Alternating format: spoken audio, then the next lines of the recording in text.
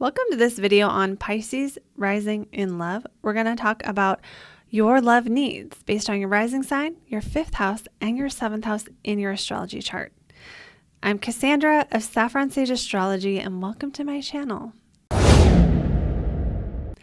For Pisces rising, when it comes to love and relationships, first and foremost, you're going to need someone who you feel good around. Pisces rising needs things to feel good. Pisces is a sign of like comfort and compassion and ease and going with the flow.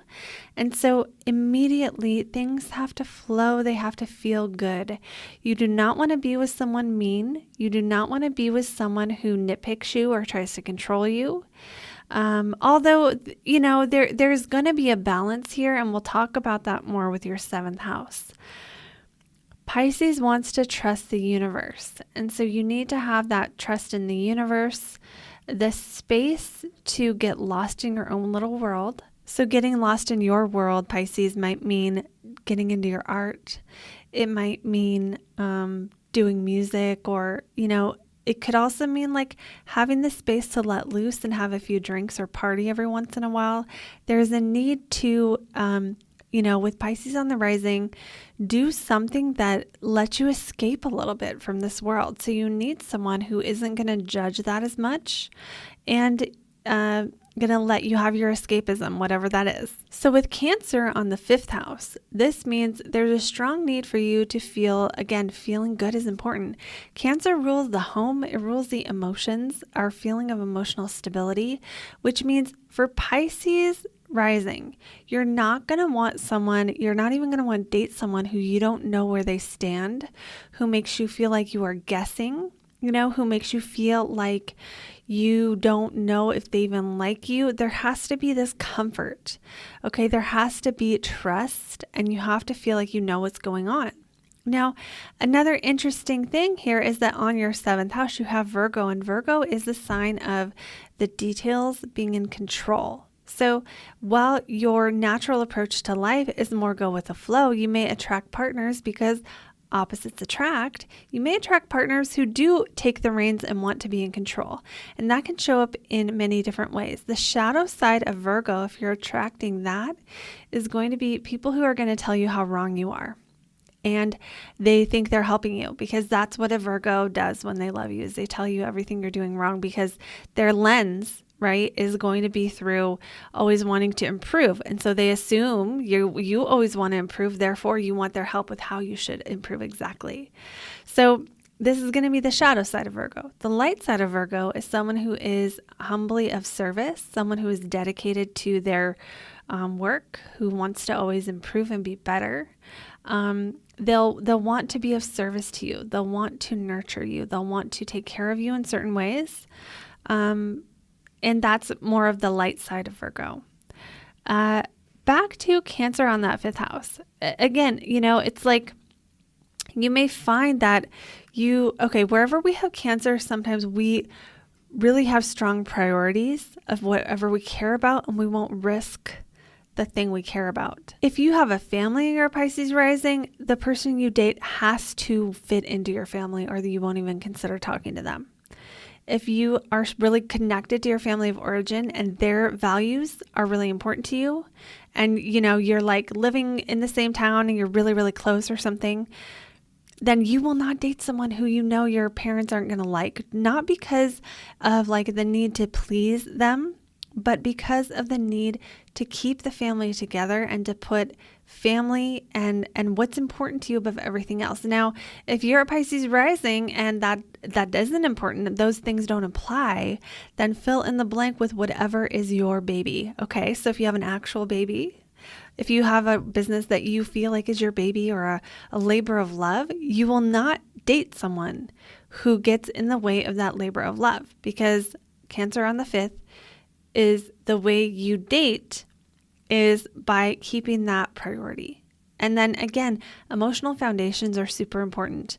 So another shadow side for Pisces is you could attract early in life people who are needy, who need your compassion. This is a challenge for Pisces in general, is that Pisces rising do tend to see the world as see the good in everyone, because Pisces has such a desire for everything to be good and the world to be good, and has so much compassion for suffering people and challenged people, and wants to help everyone, wants the world to be a magical place.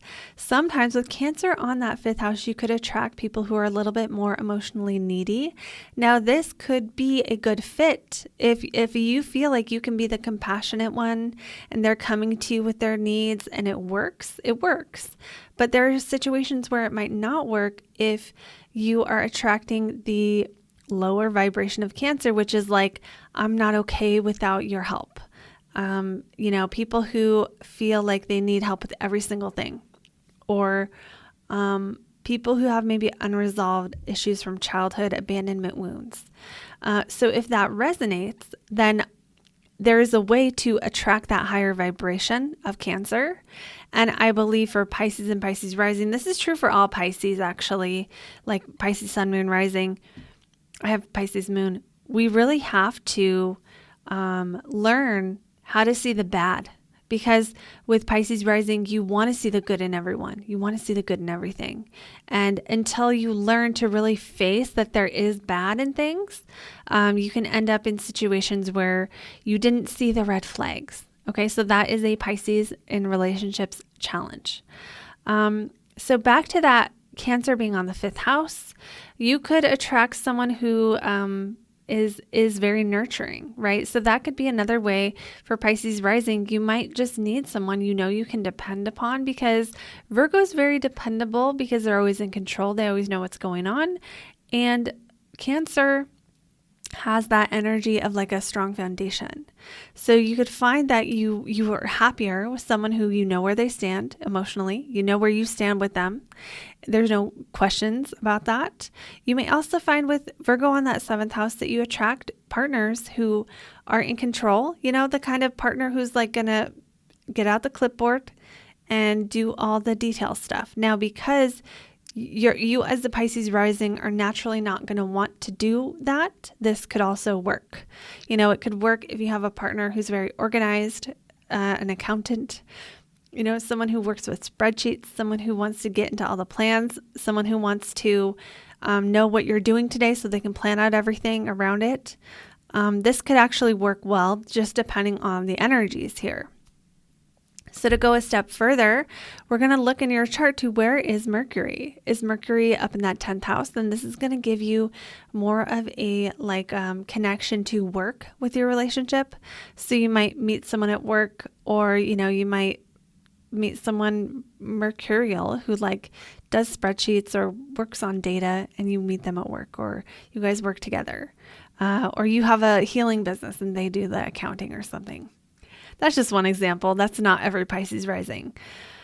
But then let's say that Mercury is let's say it's in the 2nd house of money. Well, then that could mean you could actually meet a partner who they end up providing the income, and then you get to go do your art or whatever it is that you do.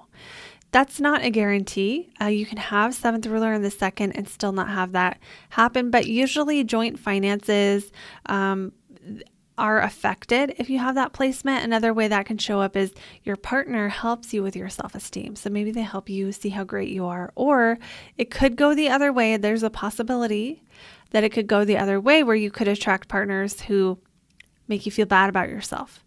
We would have to look to other aspects to see if that's whether that, 7th ruler in that 2nd house adds to it or takes away from it. Let's say you have the moon in the 5th house.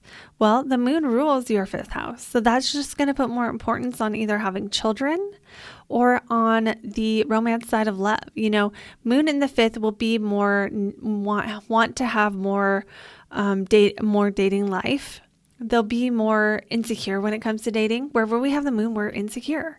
So you care more about how you come across when you're dating, who you date. So this would emphasize that already present desire to know where you stand with someone. So if you're a Pisces rising, if you have moon in the 5th house, you are not going to have a partner who emotionally invalidates you or makes you feel bad about yourself. No way. You just would not tolerate it. It would not be okay. It would make you feel bad.